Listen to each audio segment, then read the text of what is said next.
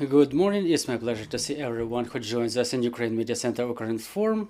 We continue our operation. My name is Olga Atamanova. Today is day 624 of the full-scale invasion over homeland by Russian aggressor, and now we will be talking about the specifics of border crossing during the martial law, and we will be talking about liability for illegal border crossing. Joining us in the studio today are Yurii Kovalchuk, head of the Department for Combating Cross-Border Crime of the Administration of the State Bodyguard Service of Ukraine. Also joining us is Valerii Boiko, deputy head of the department, head of the Passport Department of the Border Control Organization, Directorate of the Administration of the State Bodyguard Service of Ukraine, and Andrii Demchenko, spokesperson for the State Bodyguard Service of Ukraine. Good morning, gentlemen. So let's talk about this. Mr. Andrii, let's probably start with discussing what's going on in our borders for the time being. What do you document? What is the intensity of the passenger flow? Good morning, everyone. So today's topic is the rules of border crossing and detection of the schemes that are used by perpetrators to illegally cross the border. Well, perpetrators, let's call them like that, because for certain categories of persons, the crossing of border is prohibited, save for the rules outlined in the government order number 57. So talking about the statistics, within October, the State Bodyguard Service processed about 2,900,000 persons. The passenger flow intensity fell 7% compared to the previous month. Like, there was a half of that amount entering Ukraine and a half exiting. 85% of those crossing the border were the citizens of Ukraine, and in October, as I said, the intensity was lower than in previous month of September, and comparing to the summer month, the intensity was even lower. But until this moment, since the beginning of the year, more than 30 million people crossed the border, and that data shows that we have 6% increase comparing to the previous year. However, the percentage of people entering and exiting the country was almost equal, so there was no prevalence of people either entering or exiting the country, unlike during previous years, when during the first month of the full-scale invasion, we remember those lines in the checkposts in the border with the European Union and in the border with Moldova. And just like earlier, more than 50% of the total passenger flow goes through Poland. This is the way it happened during the last year. It's exactly the same this year, and we have to understand that in the border with Poland there is the biggest number of checkposts. Well, if we don't just omit the border with Moldova and only talk about the European Union countries, so also the transport vehicles intensity grew 6%. More than 6 million of vehicles were processed both for exit and entrance to the country. Talking about the categories of the citizens who cross the border are mostly women, kids, and men over 60 years, because generally during the martial law the men are prohibited to cross the border, save for a number of categories that are outlined in the rules for state border crossing of Ukraine. And we have a large number of people who were rejected, who were refused to cross the border 43,000 Ukrainian citizens were refused to cross the border on the way out of Ukraine, and they were rejected for a number of reasons. And first of all, because they did not comply with the conditions to cross the border. And here, obviously, we mostly talk about the male citizens of Ukraine. So let's probably talk in more detail about those categories that are not allowed to leave Ukraine. We understand that the biggest such category is the men aged 18 to 60 years. So we see there's a lot of discussion of this process in the society. The men continue living. So who is allowed to leave? Who does leave? And what are the violations that you document in that area? Well, the microphone, please. Good morning, dear colleagues. Well, really, as you know, on the 24th of February, the first day of the full-scale invasion, the martial law was implemented in the country upon the order of the president, and there was a limitation implemented.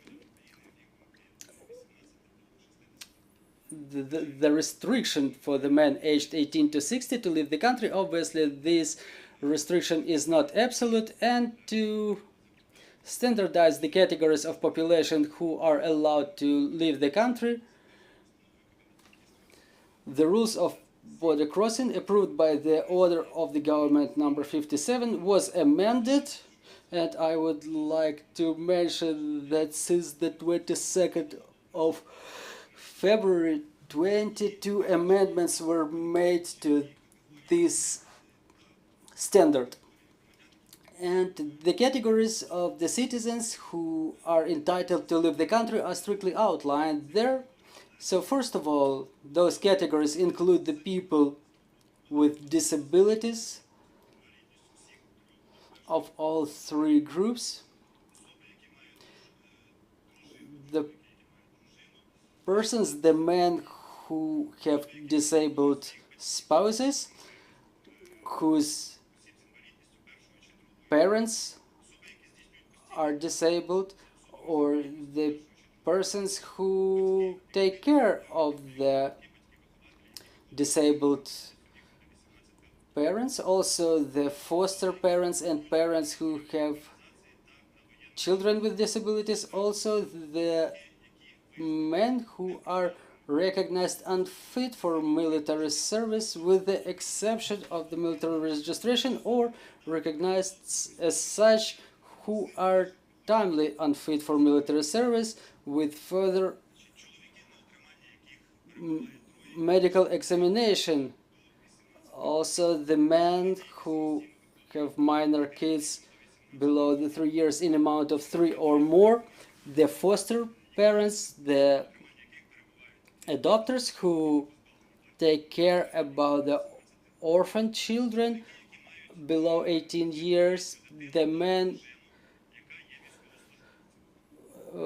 whose spouses are in military.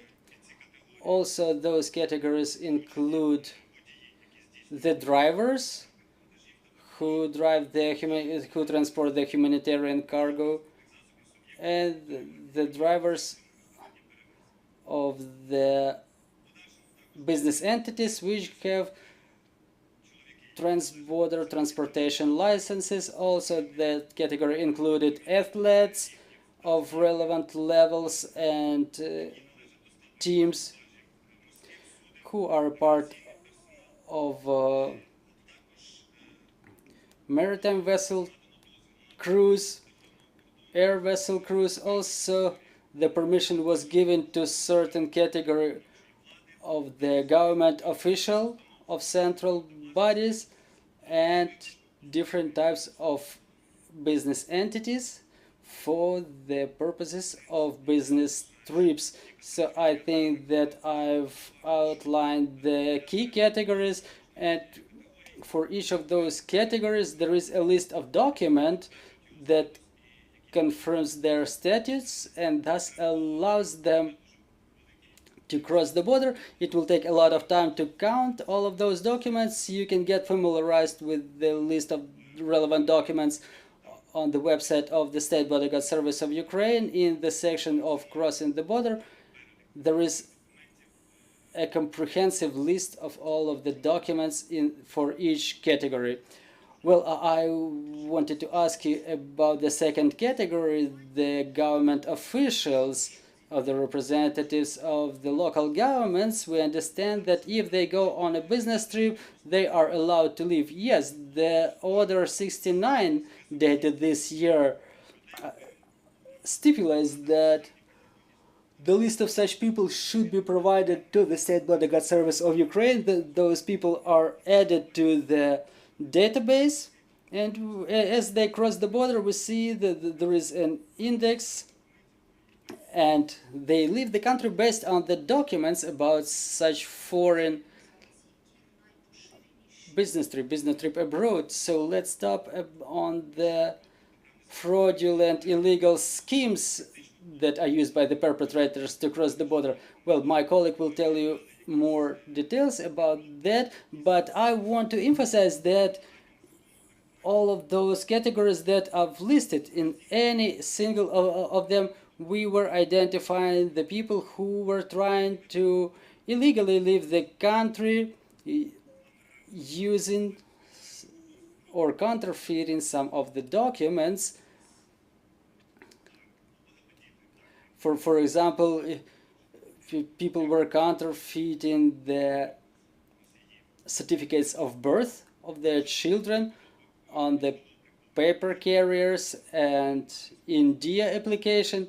Also, there was a lot of documents, counterfeit documents about the people unfit for military service. So it's a broad range of documents that could be counterfeited. Yes, let us continue. Good morning to everybody. Well, talking about the illegal schemes used by the perpetrators,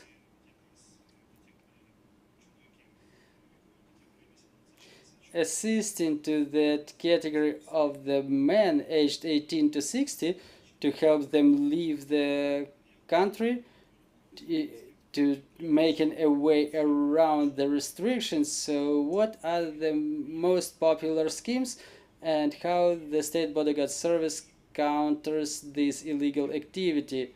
As my colleague Valerii has already mentioned, we may divide them into those crimes that are committed in the checkposts and those which are used in the green section of the state border. So talking about the checkposts, the most popular, the most widespread scheme is the use of counterfeit documents, those that provide exemption for such persons and entitle them to leave the country. And we were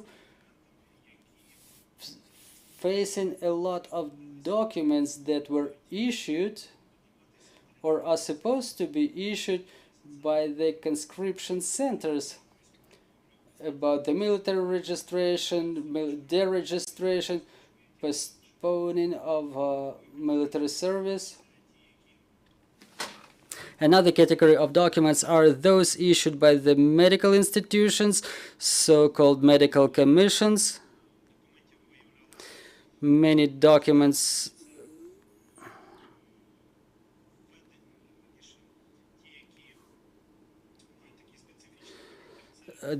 many documents turned out to be of a specific nature. For example,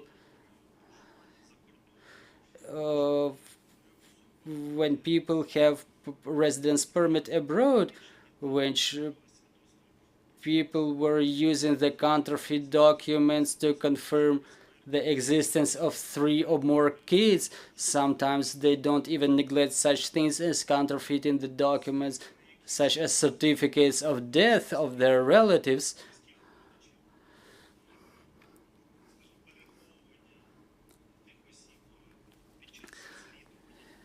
Or sometimes the relatives hide their male relatives on the way out of the country. We remember that case when a citizen of Hungary was hiding her lover in the trunk of a vehicle, and there was a scandal right on the check spot.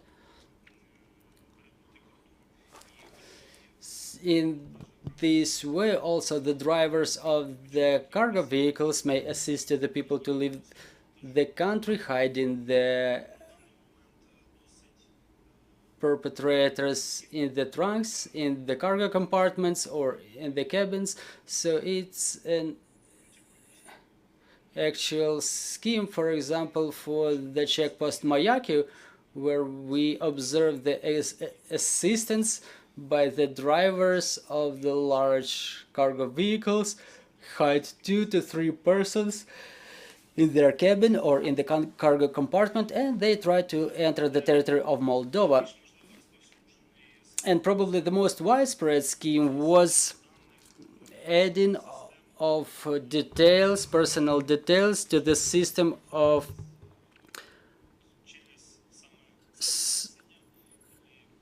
transportation safeties and security service. And this is when we've paid attention and analyzed those licensees who exercise such activity. And in cases of some of them, we've seen some systemic violations. When people get employed by a business entity, they leave and they never come back to Ukraine. And with the beginning of the full-scale invasion, we've initiated 607 criminal cases, 50 last year and the rest this year, in relation of such licenses.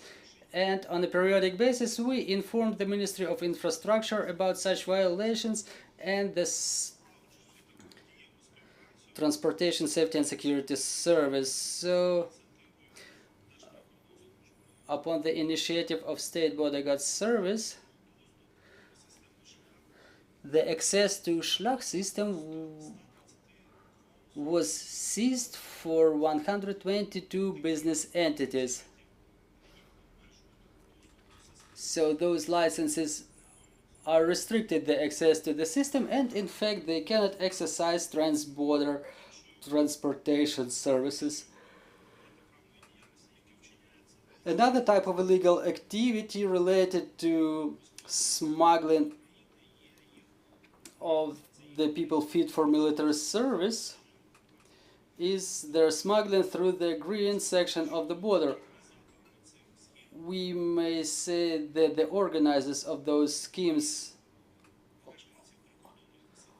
are the denizens of the settlements along the borderline, and we've seen such a tendency that those criminal groups or physical entities who were related to smuggling of tobacco to the tobacco products to the countries of European Union, with the beginning of the full-scale aggression, they gradually switched to smuggling of Ukrainian citizens abroad. And talking in numbers, the organization of illegal smuggling, upon the facts of illegal smuggling of Ukrainian citizens through State Border Guard Service initiated 958 criminal cases, 57 this year alone. More than 1,000 persons were served notes of suspicion based upon the Article 122 of Criminal Code of Ukraine. This year there were 918 persons served such notice of suspicion, and 125 citizens who were organized in such processes were convicted and brought to criminal liability. Unfortunately, not all of them got the real sentences. I can only mention 25 cases, 25 persons who were convicted to prison sentence more than 5 years.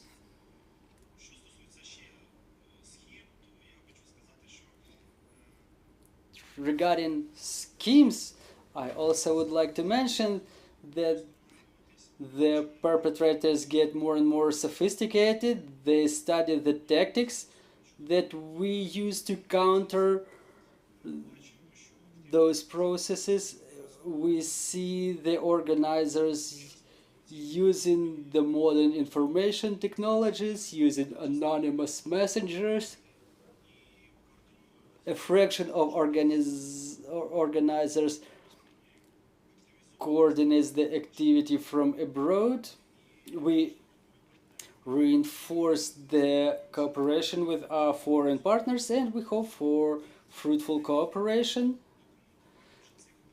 and joint documenting of processes of criminal nature. Mr. Yurii, getting back to the Schlag system, is being very vividly discussed in the society as well as the violations. Is there a clear algorithm for those who violated and added some unfaithful information to this system as to restriction of the access or restriction of ability to add any such details? Are those business entities being deprived of such a right to add details to this database? Yes, this mechanism does exist. We've studied it, and there are ways to influence this situation. We still don't know how efficient are they, but the mechanism is as follows. As the persons cross the border, those who are added to Schlag system, specifically those who leave Ukraine for the first time, we've organized a systemic work to verify such facts, and I have to say that with the beginning of the year, almost 8,000 persons were identified who were trying to illegally cross the border, or those who had no reasons to be added to that system. In those cases, we informed the law enforcement agencies who further on within the criminal investigations investigate facts like that. On top of that, to prevent those processes, we inform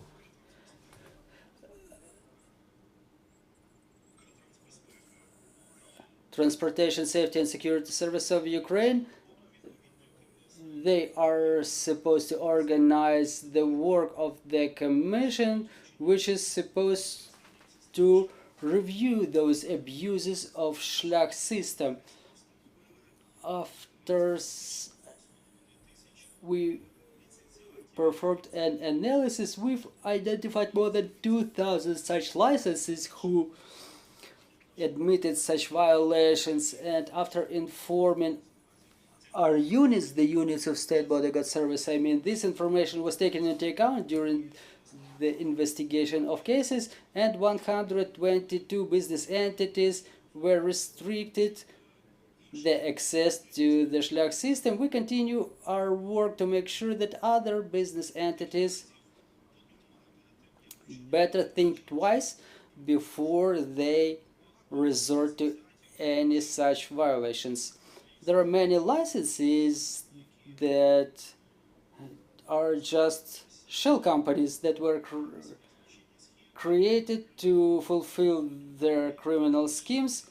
The people were leaving the territory of Ukraine, and the business entities were shut down. So yes, we were documenting cases like that. But if we talk about certain experienced transportation company who worked in the transport logistics market for certain period of time, they are in no way interested to support any such things. Thank you very much. Before we proceed to the questions from the floor, I would like to ask probably you, Mr. Valerii, about another category. The students who study abroad, those processes and procedures were amended, but what is it like now? So for the time being, this category of students, regardless of the fact whether they study abroad or in Ukraine, they are not allowed to leave the country. It's identified by the paragraph 5.7 of the Order 57. So before this legislation is amended, such people are not allowed to leave the country. Dear colleagues, your questions, please. Anastasia Rakuta, Ukrinform. Sir, do you have information about the number of Russian citizens who crossed the Ukrainian border since the beginning of the full-scale invasion? Entering or leaving the country? Entering. Well, we have to understand that for the citizens of the Russian Federation, there was a visa regime imposed to enter Ukraine, and for the time being, a little bit more than 70 citizens of Russian Federation obtained a visa which allows them to cross the border to enter Ukraine. However, not all of them exercised these rights so far. So less than 70 citizens of Russian Federation who obtained the visa entered Ukraine, and even the existence of visa is not a final or ultimate reason to enter Ukraine, because on top of that they have to confirm the purpose of their visit to Ukraine or the goal of their visit to Ukraine. Do you have any more questions? Ludmila Trufan, TV channel Kiev. What is the situation for the time being in the Polish border? Is there still blockade going on by Polish transporters? Well, talking about the situation with the blockade of movement in the Ukrainian and Polish border, it's still complicated in 3 checkposts. Since 6th of November, it's Ravaruska, Yahotin and Krokivets checkposts. From 6th of November, 13 o'clock, we started observing complications in the movement in those 3 checkposts, but it was more related to the direction of entering Ukraine. So the participants of that strike, they stated that they would let 1 or a couple of vehicles per hour. And starting from the 6th of November, we were documenting that the movement was fully blocked in the checkpost of Yahotin and Krakivets and Ravaruska.